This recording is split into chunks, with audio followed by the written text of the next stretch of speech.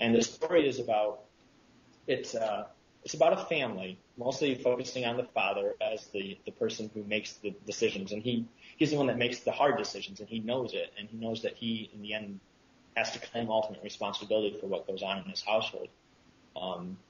But his life takes a dramatic turn when they decide to take a child through foster care. They're not quite willing to make the dive into full-scale adoption, so they want to test it out in foster care.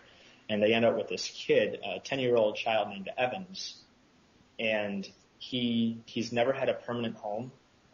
As a child, he lived in the place for 3 years and really started to bond there, and then circumstances forced him to move out. And since then, he's learned that the only way to survive is to never attach yourself to anything, because he gets moved on a monthly basis. He's never lived anywhere for more than a year, so he's just moved and moved and moved and moved. Lost most of his identity, most of his past, and the only way he copes is by throwing fits and making life miserable for people around him. So this family, relatively tranquil family, suddenly has this little child in their household and in their midst who they can't anticipate. He does things that appear random. He does things that are very, very aggravating in a very subtle way.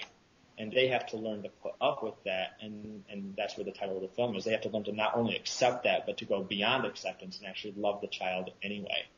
And then in the end, they have to make the decision, are we going to keep this child? And that decision is even raised in significance when they actually have to decide, not only are we going to make the internal decision to love this child, but now in the way that the plot plays, there's also external conflict that they actually have to go out of their way to try to keep him towards the end.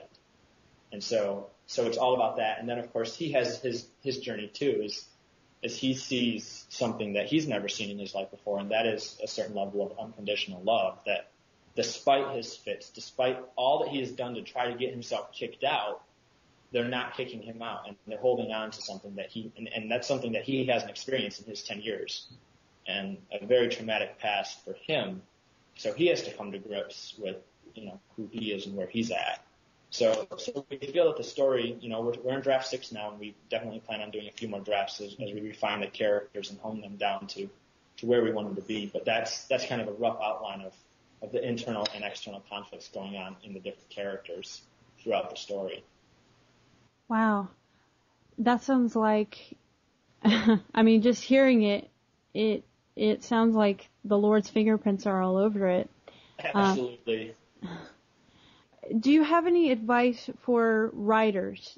One of the difficulties, the problems that I've seen with young writers and Christian writers, and honestly, as a Christian film industry, we're all young writers.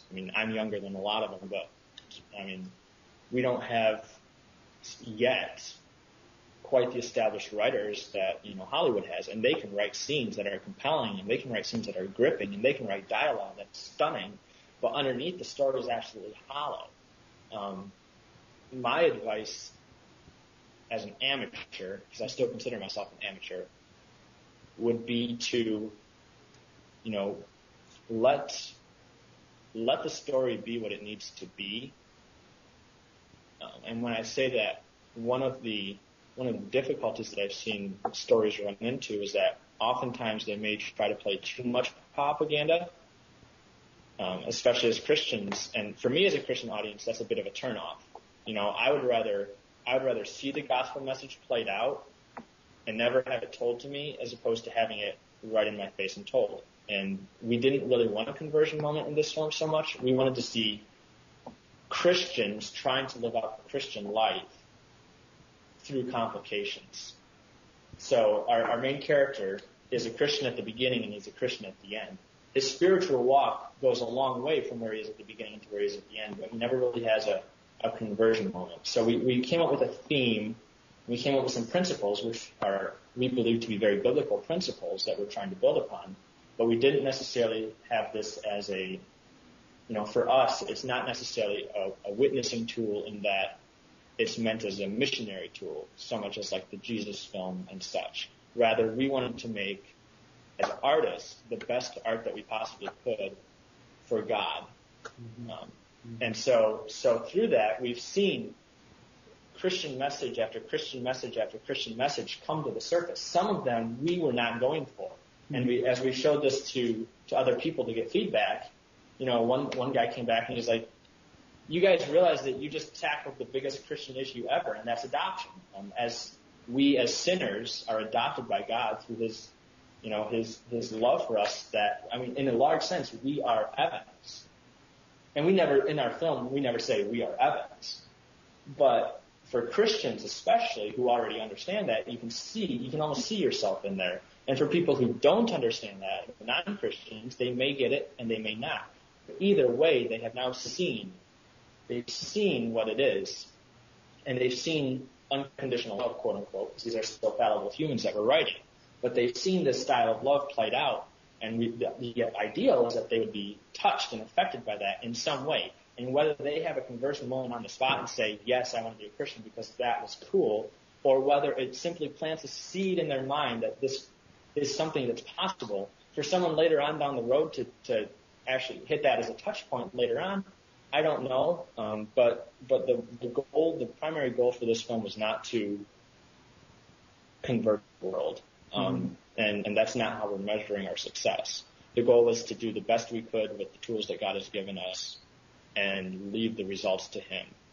If he changes the parts to this film, that is great. That's not what we set out to do. And really, it's not anything that humans can accomplish. Our job is just to do what God wants us to do. And through that, he will achieve his will if we just, As long as we are centered in his will, exactly where we're supposed to be.